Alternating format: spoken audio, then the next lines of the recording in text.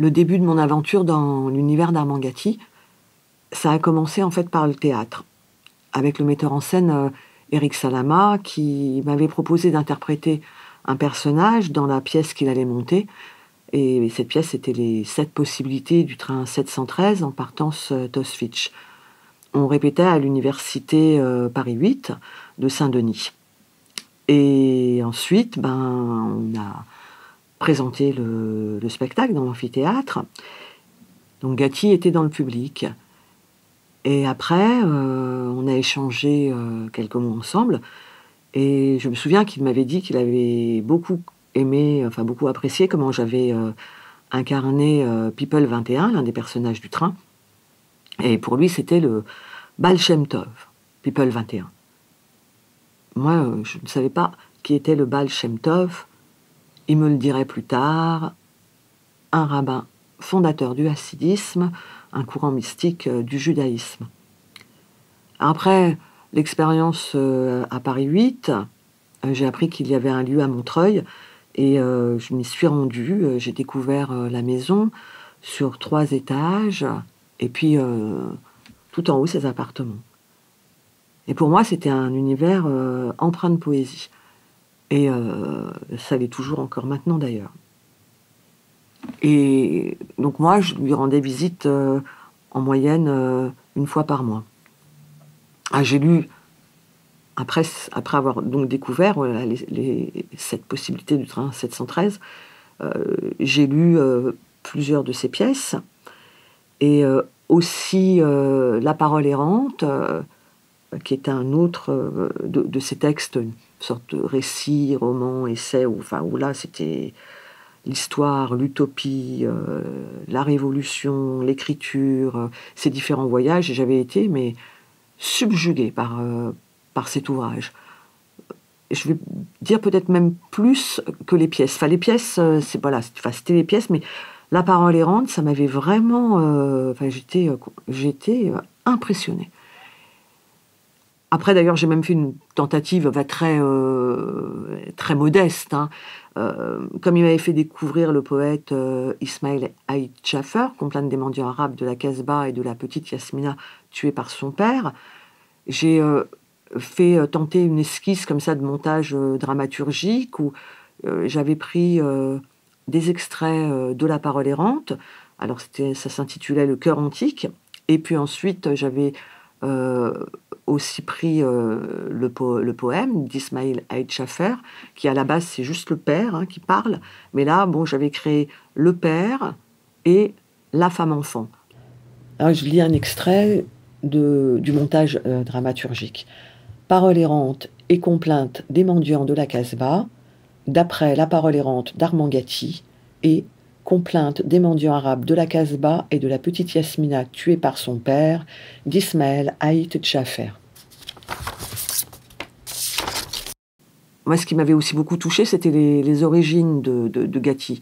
Parce que son père était éboueur, sa mère femme de ménage. Et du coup, à un moment, il m'avait demandé, moi, d'où je venais. Et donc, j'avais dit que mon père était cuisinier, qu'il était arrivé d'Algérie dans les années 60 pour chercher du boulot et tout, qu'il avait rencontré ma mère française, qui avait été ouvrière, puis après qui travaillait au printemps Haussmann à vendre de la lingerie. Et que moi, mes origines, aussi liées par rapport à l'écriture ou même à l'art, à la politique, qu'il n'y avait pas grand-chose en fait à la maison. Mais que bon an, mal an, on se construisait, mais que c'était surtout le théâtre en fait qui m'avait ça avait d'abord été ça, la bouffée d'oxygène, quand j'étais allée suivre des cours chez Véronique Nordet. Cœur antique, 3 acteurs, ils portent les mots d'Armand Gatti. Le père, il porte la parole du poème d'Ismaël Haït Chaffer. La femme-enfant, initialement, elle ne s'exprime pas dans le poème d'Ismaël Haït Chaffer, seul le père raconte.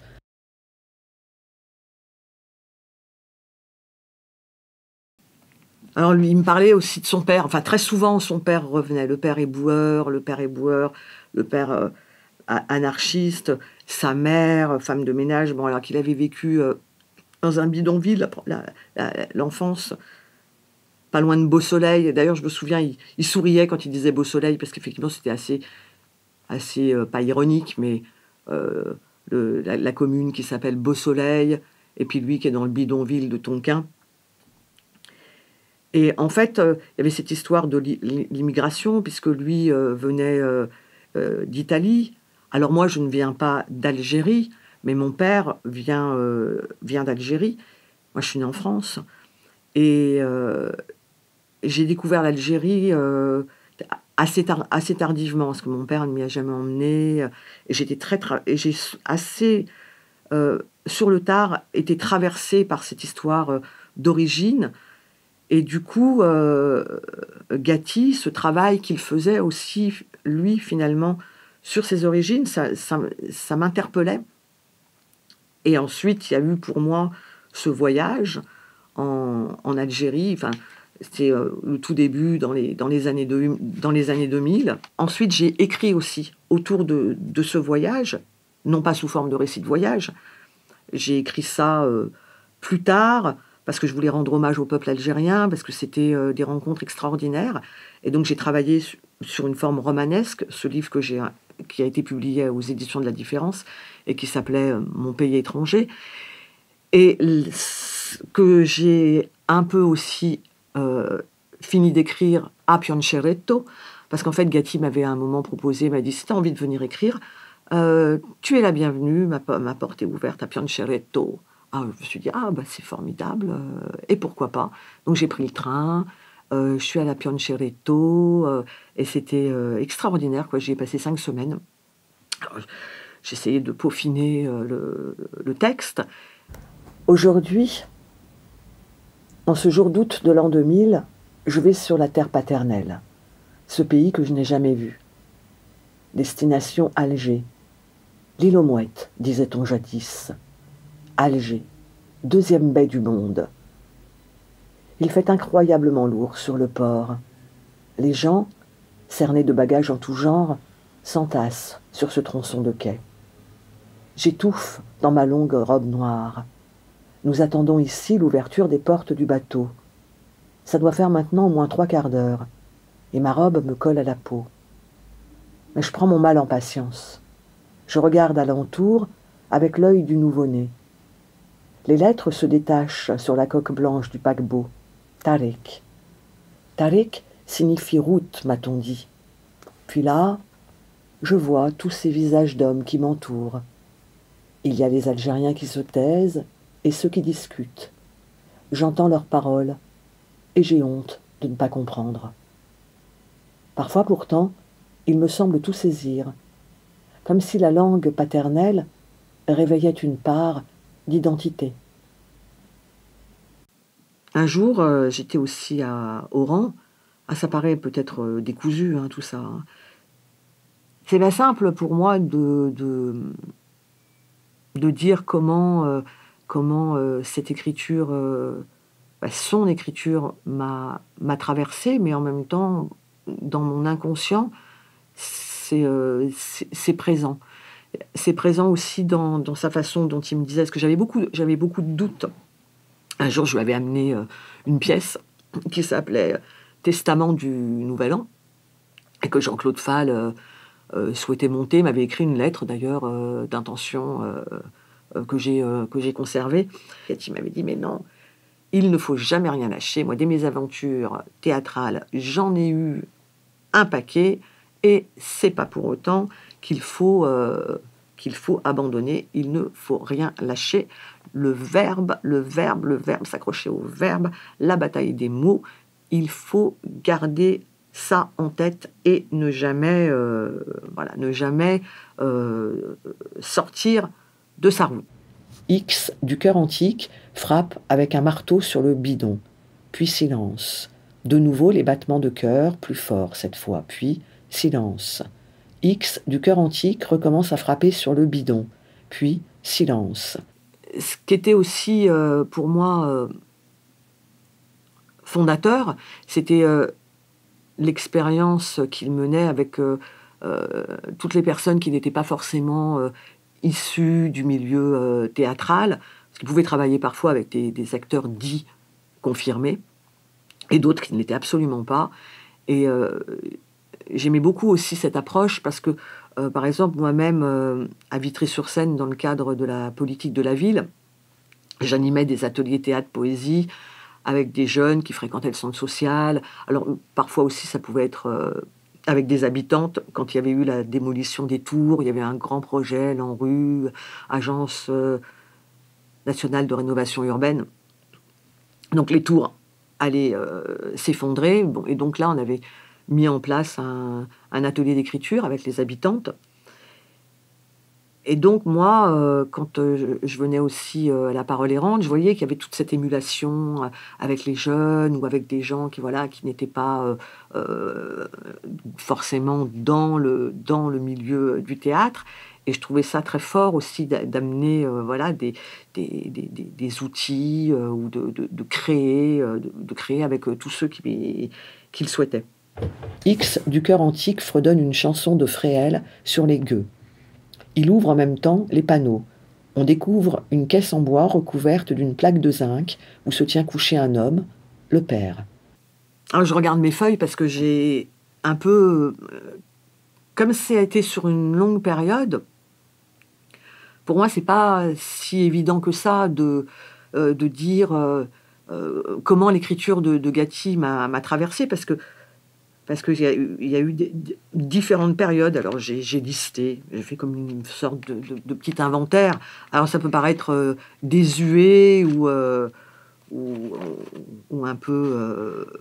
bon, mais il m'a fallu écrire cela pour essayer de me mettre un peu les idées au clair, même si là, je n'ai pas l'impression tout le temps d'être très clair, mais... Le sens a cessé d'être l'étoile du berger. Le baiser signifie le mépris, le rire signifie l'ennui, le cavalier signifie la peine, la croix signifie le tourment, la maladie signifie la santé, la musique signifie le malheur, le feu signifie la médisance, le chemin signifie l'obstacle, la danse signifie la tristesse, l'église signifie le malheur. Alors, je crois que c'était aux alentours de 2010, j'ai travaillé en tant que comédienne avec Gatti. C'était à Neuvic, et il y avait une vingtaine de personnes. Et la pièce s'appelait « Les femmes en noir de Tarnac seront toujours les Louise Michel de nos barricades imaginaires ». C'était une immersion pendant 2 mois, tout juillet, tout août. Et avant la pièce, en fait, Gatti nous avait dit, voilà, avant que vous commencerez la pièce, il y aura un prélude. Et le prélude, ce sera vos qui je suis. Alors ça a été un casse-tête pour moi, ce qui je suis. Je me sens de toutes les origines du monde quand je regarde le chemin que tracent les étoiles. Les étoiles n'ont pas de frontières. Et sans elles, on ne serait plus rien.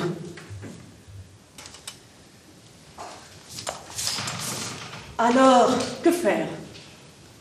Que faire quand tout ce qu'on voudrait voir changer suppose la force et l'union d'une infinité de groupes ?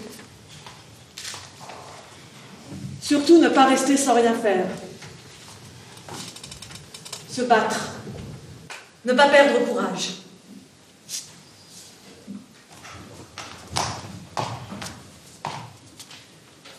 Hypothèse.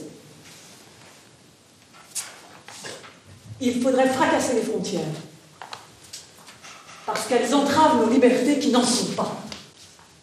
Parce qu'elles sont des prisons qui rendent les uns encore plus pauvres et les autres encore plus riches. Alors quelle résistance avec les étoiles ? En fait, il y avait aussi son amitié très forte avec Kateb Yassine. Et alors ça, moi, j'étais admirative ou très touchée plutôt. J'étais très touchée de cette amitié. Bon, moi, Kateb, je l'avais jamais rencontré. De toute façon, il est mort en 89. Donc, voilà, je l'avais pas connu. Mais j'avais lu Nedjma. Je trouvais que c'était une œuvre extraordinaire. J'avais lu ses poèmes sur le 8 mai 45, après qu'il avait été arrêté alors qu'il faisait une simple manifestation voilà, une simple manifestation pour dire voilà, on voudrait de meilleures conditions, et puis il se retrouve, le pauvre, jeté en prison pendant 4 mois, sa mère qui en sombre dans la folie. Enfin bon, bref, c'était quelqu'un dont le parcours me touchait personnellement, et l'écriture. Je trouvais qu'il avait une écriture vraiment très très forte. Et que Gatti soit, enfin voilà, avait connu Kateb, pour moi, c'était assez extraordinaire. Kateb, je l'ai connu d'une façon tout à fait un peu particulière. J'étais journaliste à l'époque et j'avais un style de reportage un peu particulier, c'est-à-dire qu'au lieu d'aller interviewer les hommes politiques, j'allais dans les asiles psychiatriques discuter avec les personnes qui s'y trouvaient. Et c'est ainsi qu'à propos de l'Algérie, où j'avais déjà fait de nombreux voyages, je me suis trouvé à Blida, dans un hôpital psychiatrique, et là-dessus, il y a eu une femme qui était là, et qui s'est avancée, m'a pris la main, et dit « Sauvez mon fils, il est en péril, hein, il est en péril, et il y a ses 2 sœurs aussi, dont il s'occupe, qui sont en péril, sauvez mon fils. » Et j'ai dit « Madame, tout ce que vous voudrez, je ferai l'impossible, etc. » Et puis je suis allé voir le médecin, j'ai dit « Qui est-ce » et il m'explique oui, c'est la femme d'une famille, elle a effectivement, le mari vient de mourir, est mort, et il y a le fils a déjà est pas mal poursuivi, persécuté, c'est un poète, et il a ses 2 sœurs, etc. Ils habitent au Clos Salambier, qui est au-dessus d'Alger, et c'est ainsi que je suis allé au Clos Salambier à la recherche de ce dénommé Kateb. Kateb, ça veut dire en arabe l'écrivain. Yassine, c'est verset du Coran. Et le lendemain, j'étais à l'hôtel, sans explication, sans rien, arrive un parachutiste, il était habillé entièrement en parachutiste, et qui me dit bonjour frère, je suis Kateb, Yassine. Alors il a quitté son travail, il était docker à ce moment-là, et il a quitté son travail, je l'ai pris comme pour m'accompagner dans le reportage. On a fait toute l'Algérie, il a réuni Issakem, qui était un peintre qui se disait déjà à l'époque Tamasguir, et qui avait un bras coupé, qui nous a accompagnés aussi. Nous avons fait tout ce tour à travers l'Algérie, etc. J'ai dit maintenant, ici, les histoires de Docker, c'est très bien, tu fais partie des luttes de la classe ouvrière. Alors maintenant, on va un peu changer l'angle de la lutte, et tu vas venir à Paris, parce que il m'avait déjà fait voir tout ce qu'il avait, parce qu'il avait déjà publié à l'époque. Je l'ai amené, je l'ai fait éditer au Seuil, qui était ma maison d'édition à ce moment-là, et puis l'amitié a continué. Il y avait entre Gatti et moi, enfin en tout cas pour moi, c'était vraiment très fort. C'était à la fois le lien de l'écriture, mais il y avait aussi vraiment ces liens des origines, que ce soit les origines populaires, les origines liées à comment on est traversé par le fait de cette double identité, entre guillemets, à la fois on est d'ici, de là-bas, et comment on travaille sur tout ça. Et le politique, comment on est habité aussi par le politique, par le social, ce qui se passe à la marge, comment on traverse tout ça. Parole qui marche sur les eaux, parole aquatique en expansion, marche de l'eau qui parle, marche parler des eaux, eau parole en mouvement de la parole fleuve, de la parole errante. La parole errante est le rapport nu avec le désert, là où l'espace n'a pas de lieu et le temps pas de durée. La parole errante est-elle le territoire de l'utopie ?